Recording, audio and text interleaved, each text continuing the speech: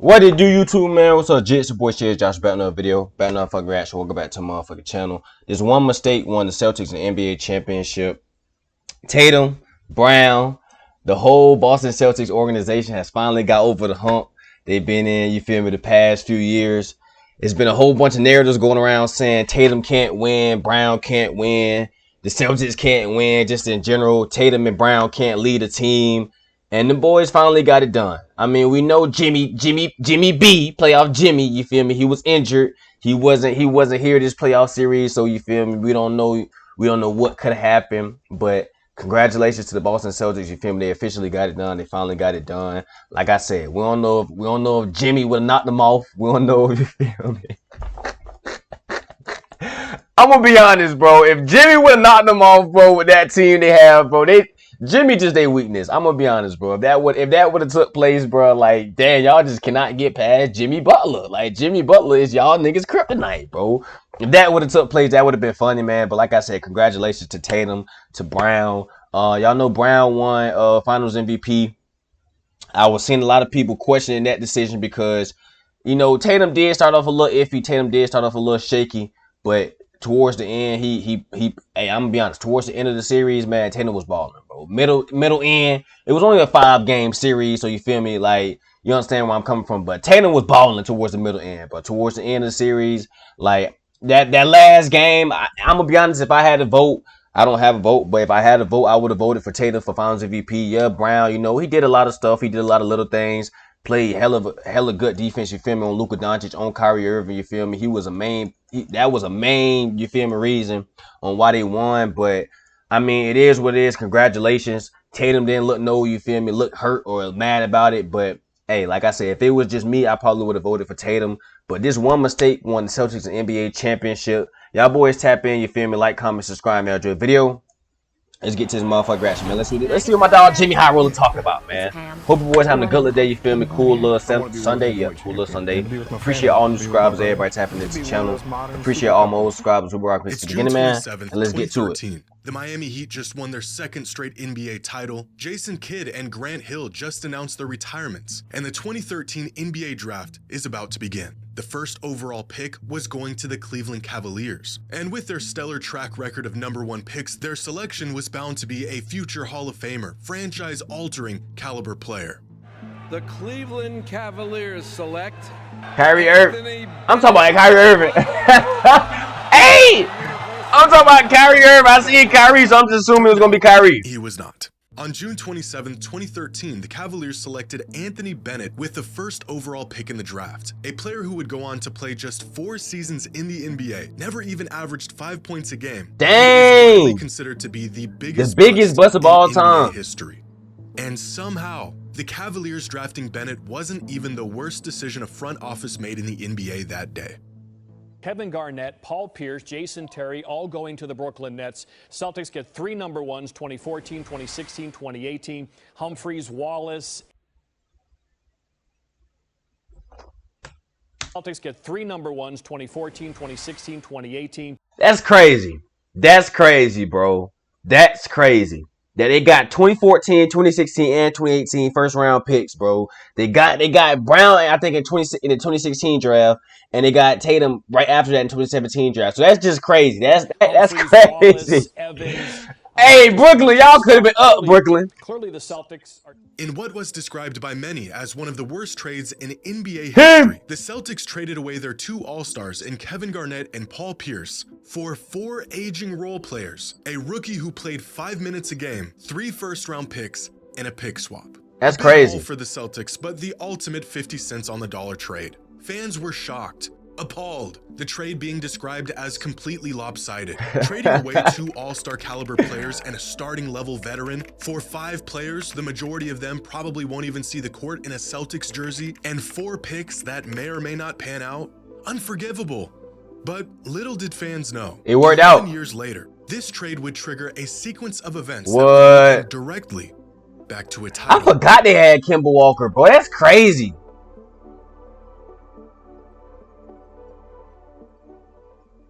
It's so many players that's in and out, not gonna say in and out the league, but it's so many players that's out of the league now, bro. Like Kemba Walker, John Wall. Like, it's so many players that's like growing up, they were like household names, like, but it's like now, dang, that junk just gone, bro. Like I'm gonna be honest, like I have so much empathy. Not saying I have so much empathy because you niggas that made millions of dollars, like you feel me. But it's like I never been in that predicament before. But I have empathy for like players who like, dang, it's all they knew. All they knew was basketball. All they knew was basketball. They never, you feel me, knew nothing else in life besides basketball. The only thing that like that got them through life was basketball or sports in general. So I have so much empathy for them for like, you feel me, when they finally retire, like something just happened, you feel me, and they just not in the league no more, and they just like, damn, like when Gilbert Arenas was talking, I felt like, dang, like that's messed up.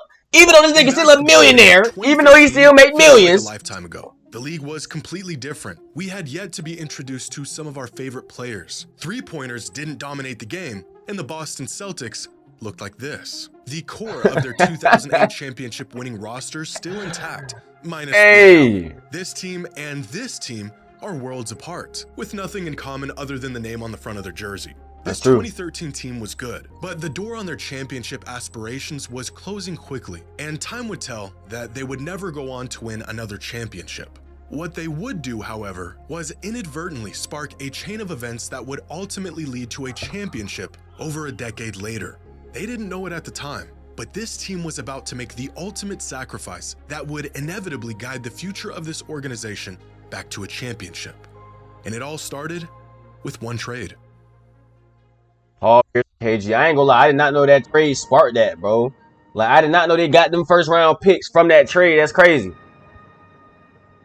Well, there was a huge trade agreed to last night, and this is the one Berman is certainly not happy about. According to reports, the Boston Celtics will send Paul Pierce and Kevin Garnett to the Brooklyn Nets for a package of players including Jared Wallace and 3 first-round picks. Now, the rebuilding movement in Boston is clearly in full effect now. In 1 week, the Celtics nation has said goodbye to Doc Rivers, Pierce, and Garnett.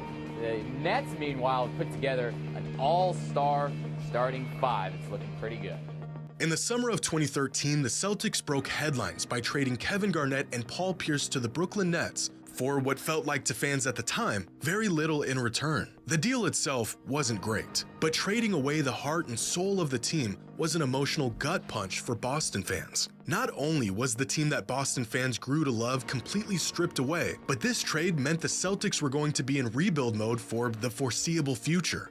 But Celtics GM at the time, Danny Ainge, had a plan. A timeline that was going to take the Celtics to the lowest depths of the league before inevitably bringing the organization back to glory. I got a question. This don't got nothing to do with the video. But do y'all believe that Boston can win back-to-back? Like, do y'all think they can win back-to-back titles? Like, if Porzingis is healthy and their team, you feel me, still intact, they still playing the same way, Tatum and Brown come back even better, then yeah. But, it's going to be hard. It's going to be hard. That's my question, though. Just 6 days Let me know in the comments. Fateful trade. On July 3rd, 2013, the Celtics hired former Butler University head coach Brad Stevens. Now, Stevens had never coached in the NBA before. Isn't he the GM now? 6 years old, and he was handed over one of the worst rosters in the league. The 5-player haul the Celtics got in return for Pierce and KG was about as inconsequential as expected. Keith Bogans and Marshawn Brooks played a combined 10 games for Boston. A whopping 24 minutes in a Celtics jersey. Chris Humphries was on to a new team after just 1 season, and Gerald Wallace was retired within just 2 seasons, which meant that the near future of the most successful and storied franchise in NBA history would be determined by their 4 newly acquired draft picks. By the end of the 2016 season, 3 years after the infamous trade with Brooklyn, the Celtics roster looked like this. The 2 remaining players from the 2013 roster were Avery Bradley and Jared Sullinger. The team was painfully average throughout those 3 years, and they used that 2014 first-round pick they received from the Nets to draft James Young, who didn't really pan out. I don't even know who Buddy is. They did have an all-star guard in Isaiah Thomas, and 3 remaining picks from that trade with the Nets. What they managed to do with these picks would become a masterclass of NBA management and nothing short of a miracle.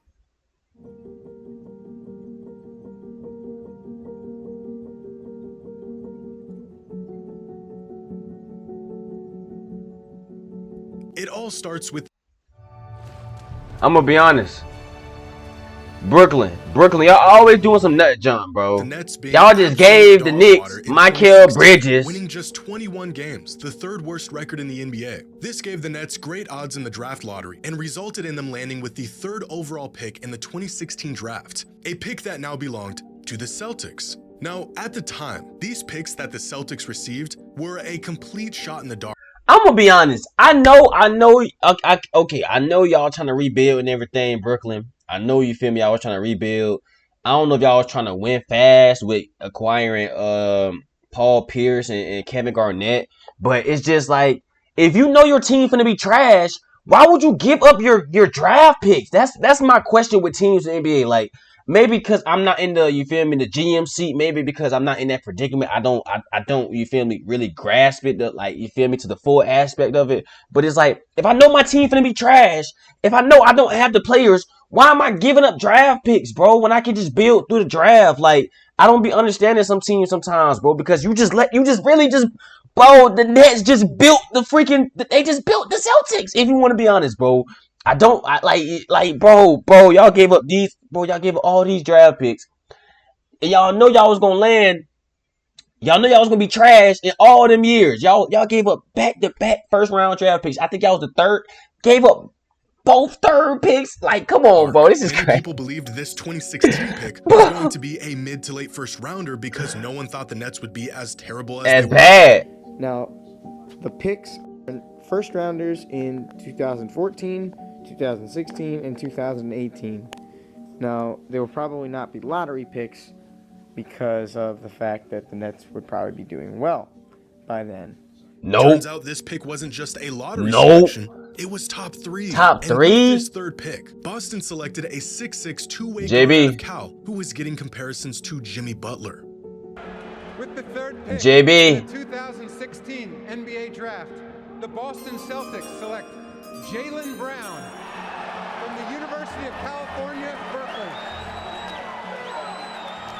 Jaylen Brown got off to a slow start with Boston, but the potential was clearly there. And with the addition of Al Horford, who signed in the offseason, the Celtics would go on to have their best season in a decade, winning 53 games, earning the #1 seed in the East, and making a run to the conference finals. Did y'all want to get Braun? The fateful trade in 2013 fading into the past. But that Nets trade would prove to be the gift that just kept on giving. The Nets was trash again, bro. Like I'm sorry, bro. If I was the Nets front office, bro, I would be pissed. Like I'm gonna be honest. If I was the GM, if I was you feel me the owner of the Nets, bro, whoever you feel me put this trade in my mind, dude, you're fired. You're fired. Like my team was this trash, and then when we this trash, I gotta give up my draft picks. Come on, bro. Nah. One of the weirdest occurrences that can happen in the NBA. As bad as the Nets were in 2016, they managed to outdo themselves in the following season. Oh, okay. Winning just 20 games and having by far the worst record in the league. And this meant that despite the Celtics finishing the season as the 1 seed, thanks to that 2013 trade with the Brooklyn That's Nets crazy. and the 2017 pick swap That's that came with it, crazy. the Celtics had the #1 overall pick in the NBA draft. Hey, that's crazy. This has happened before, both in 1978 when the Blazers finished the season as the 1 seed and the Pacers just willy-nilly traded away their first overall pick before the draft, and in 1982 when Cavs owner Ted Stepien traded away their first-round pick a few years prior, leading to the Lakers having the #1 pick in the draft. Who you got, James after Worthy? winning a championship. In fact, Stepien was so reckless with his trades that the league had to step in and make a rule, essentially preventing owners and GMs from shooting themselves in the foot. See, that's the junk. That's what I'm saying, bro. Like the stuff like that made me mad, bro. Like, okay, bro. The NBA, y'all don't need to be stepping in, bro. Y'all don't need to be stepping in. If it's a money issue, okay, that's different because I understand, like, okay, the owner for the Mavs might have way more money, or the owner for the Lakers might have way more money than the owner for the Cavs. So if it's a money situation, yeah, that's different. But if it's something like this, bro, they giving up draft picks, that's on them, bro. That's on them. Like, nah, like stuff like that make me mad, bro. So the fact that the Celtics had this pick in the first place was miraculous. But what Danny Ainge did next was not a matter of good fortune, but rather genius. Instead of using their first overall pick, Ainge decided to trade down and swap picks with the 76ers, giving them the first overall pick in return for the third pick in the draft and a future first rounder. The Celtics front office already knew who they wanted in the draft, and it wasn't Markelle Fultz or Lonzo Ball. They also knew that they were going to get their preferred player regardless of if they were picking first or third. So in one of the ballsiest moves in draft history, Ainge traded away the first pick for the third, got the player he wanted, and got a free future first rounder in the process. That's crazy. The player they selected in the 2017 draft was just the player they needed. Philly could have had. They could have had Tatum. They could have had De'Aaron Fox. These niggas chose Markelle Fultz. NBA draft. The Boston Celtics select Jason Tatum from Duke University. By 2017, the Celtics went from an average team drifting in no man's land to earning the top seed in their conference and securing one of the best young duos in the entire league. Their next task? Building a championship team around their new young talent. And they still had one more pick remaining from the KG Pierce trade. So let's put this old phone back in service with the new Generate Background feature. I was about to say, who they got in First, we'll remove 2018? the background. Dang, the boy got a pick in 2018 too. on Dang. August 30th, 2017, They must have traded it. They must have traded the 2018 draft pick. Yeah, okay, I'm about to say. Thomas and that 2018 first-round pick they received from the Nets in return for Kyrie Irving. That's By the crazy. end of the 2017 offseason, the Celtics roster had completely turned over once again. The first seeds of a championship team were being laid. But time would prove that this team wasn't quite ready for the big stage. The Celtics were good, making it to the Eastern Conference Finals in their first season with Kyrie and winning nearly 50 games in his second season with the team. But it became clear that Irving did not share the same priorities or expectations as the organization. So in the 2019 offseason, Kyrie decided to not return to Boston and Oh my God, he's out on nobody's signed a shit. 4-year deal with the Brooklyn Nets. This was a Dang! blow to the Celtics. It completely caught them off guard. They lost an all-NBA player and they got nothing in return. The first step backwards for the organization during their rebuild. At this point, the Celtics knew they had a solid foundation with Tatum and Brown, and if they wanted to win, it would be with a team built around these two.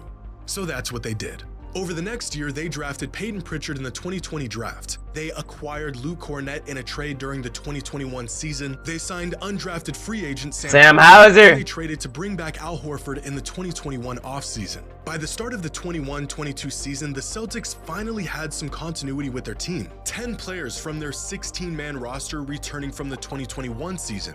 But 8 years after their 2013 trade with the Brooklyn Nets, long after the residual aftermath of the trade had seemed to come to its natural conclusion, there was one last gift that trade had to offer for the Celtics. Now, if you can recall, in the 2017 draft, the Celtics used their pick they got from the Nets to draft Jason Tatum, but not before trading away the first pick for the third pick and a future first rounder. Well, that future first-round pick came into play in 2019 when the Celtics selected Romeo Langford with the 14th overall pick. Now, Langford didn't quite work out for the Celtics, and so in February of 2022, the team packaged Langford. I forgot about my dog, Romeo and Langford. 2 first-round picks and a trade with the San Antonio Spurs in return for Derek White. And just like that, nearly a I ain't gonna cap, bro. The Boston Celtics been cooking, bro. Literally, like this whole video, Jimmy High Roller just basically said, "Let the Boston Celtics cook, bro." And these niggas been cooking, bro. Literally, they cooked. They cooked, bro. Like all this took place, bro, just because of a trade. They said, nah. They said, Doc, you ain't giving us nothing, Doc. You, Paul Pierce, KG, y'all ain't giving us nothing. You feel me? Y'all got one little ring. They said, Doc Rivers, you still living off that one ring, bro. They said you got us one ring. They said we got to get rid of you. And then all this stuff just started falling into place. Everything just started falling into place. And I had watched a video similar to this a couple weeks ago. And the dude was basically saying how, like, we all fought the Boston Celtics for losing to the Warriors. Like I said, I've said this countless of times.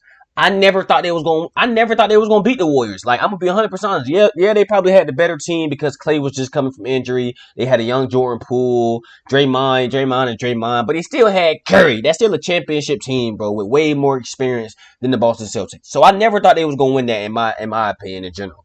So yeah, we might look at the Boston Celtics as like, oh yeah, they choke all the time. Like, come on now. But if we want to be honest, the Celtics never thought they would be in this position in the first place, bro. Like, they were trying to do a rebuild. Basically, they were trying to rebuild.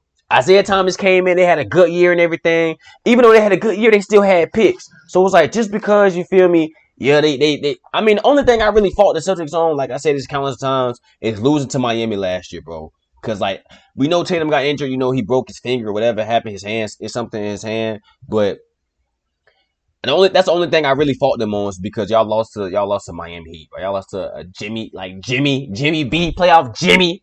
But hey, them boys, you feel me? They got it done this year. I can't say too much, but we just gonna see if they can, you feel me?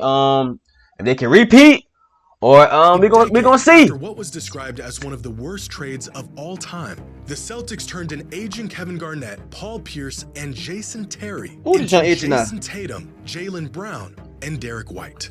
8 years later, it turns out that trade wasn't so bad after all.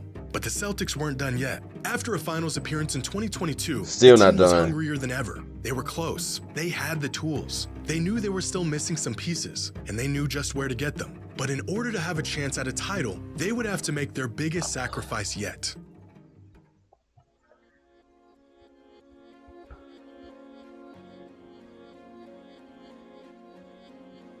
On June 23rd, 2023, just 3 weeks after their season came to an end, the Boston Celtics got rid of trash ass Grant Williams. Hey, I know Grant Williams mad, bro. Dude went from Boston to Dallas to Charlotte, bro. The Memphis Grizzlies and the Washington Wizards. Through this trade, the Celtics acquired Kristaps Porzingis. What they had to give up? Their leader and the heart of their team, Marcus Smart. A trade that was described as one of the most difficult decisions the organization has had to make in recent history. But it had to be done. The Celtics were one step closer to their ultimate goal. And just before the start of the 2023-2024 season, Boston made one last move that would prove to create the winning formula they had been seeking. Jrue Holiday is a Celtic just days after being dealt from Milwaukee to Portland. That's what I ain't gonna lie. That's really where they snapped. That's really where they snapped at, bro. Because like I said this when they first got rid of Marcus Smart. They're gonna need somebody to come in who can fill in Marcus Smart's shoes, because Marcus Smart really he took on the main offensive player on the other end, bro. Like, that's really what he did, bro. He took on the best offensive player. Like, he was their main defender. If it's going, not really KD, because KD too big, but the guards and some wings, like, that's really what Marcus Smart. That's what he was the energy guy. He came in, he guarded the main guy, so Tatum and Brown can have some rest on the defensive end, and they can do what they do on the offensive end. And Jrue Holiday came in. And he's a better Marcus Smart. I say it all the time. He's a better Marcus Smart, bro. Like, that's really what they want. When they acquired Jrue Holiday, it was set in stone. 2029 first-round pick. Here's what Jaylen Brown. And with the no offense to Marcus Smart, Jrue Holiday, the Celtics would go on to dominate the 2024 season, having one of the greatest seasons in NBA history, resulting in an NBA championship. Over the course of a decade, the Celtics went through a massive rebuild that featured 112 players, 30 draft picks, 4 coaches, 2 GMs, one of the worst seasons in franchise history. Where's your taco fall? And finally, they had their championship roster. All of this stemming from 4 measly draft picks the Nets threw in as consolation in a lopsided trade 11 years ago. That's crazy. Look at the Celtics today and all of their talent, their record-setting season, the championship they earned, and you'll see a team that was bound to win a title. They've been called a super team, an easy path to the finals, too good for their own good. But when you take a step back and look at the long road the Celtics took to get here, you'll find resilience, sacrifice, patience, risk-taking, genius management and coaching, and an organization that has been meticulously crafting and building their championship team for over a decade. This championship was no fluke. If finding themselves in the same situation, I'm not sure how many organizations would have the foresight or composure to make some of the moves Boston did throughout this process to get where they are today. That's fact. In the summer of 2013, the Boston Celtics made what was thought at the time to be one one of the worst trades ever has ever seen. But unknown to them, 11 years later, this infamous trade would trigger a sequence of events that would put the Celtics on a crash course with NBA history and a championship. Nah, that's lit. I ain't gonna count. That's lit. I'm gonna be honest. I feel bad for the Brooklyn Nets because, like, dang, bro, all this started from all this started from y'all giving up 4 draft picks. You feel me? Y'all thinking y'all gonna be good in the future. You feel me? Y'all not going. It's gonna be some mid first round in the first round picks. No, no, back to back third. Oh my god, bro, back to back third overall picks given up.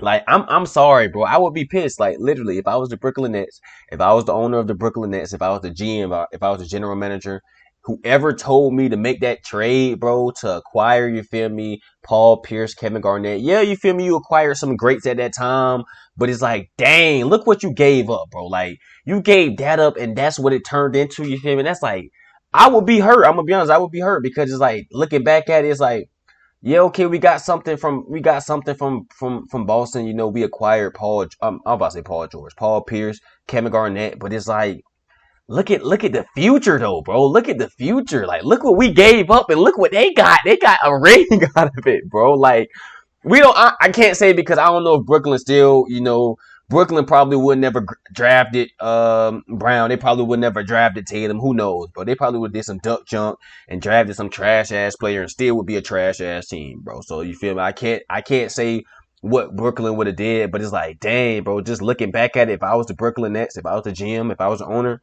I would be pissed, bro. Literally, I would be pissed, bro. But this one mistake won the Celtics an NBA championship. Like I said, y'all let me know if y'all believe that Boston can repeat, win back-to-back championships, win back-to-back NBA finals. They have a chance, bro. They have a chance with the same roster. Like I said, I think they need to add a little bit more depth on their bench, and if they do that, then, like, you feel me? Like I said, they already up there, bro. They already titled as the best team in the league, bro. OKC making some strides, though. They acquire Alex Caruso. Who else making some strides? A lot of teams making some strides. Denver's still gonna be up there. Minnesota's still gonna be up there. You feel me? It's gonna be a lot of good teams. Philly, you feel me? They saying Philly possibly could acquire Paul George, or you feel me? Paul George might go to Golden State. So who knows, bro? Who knows?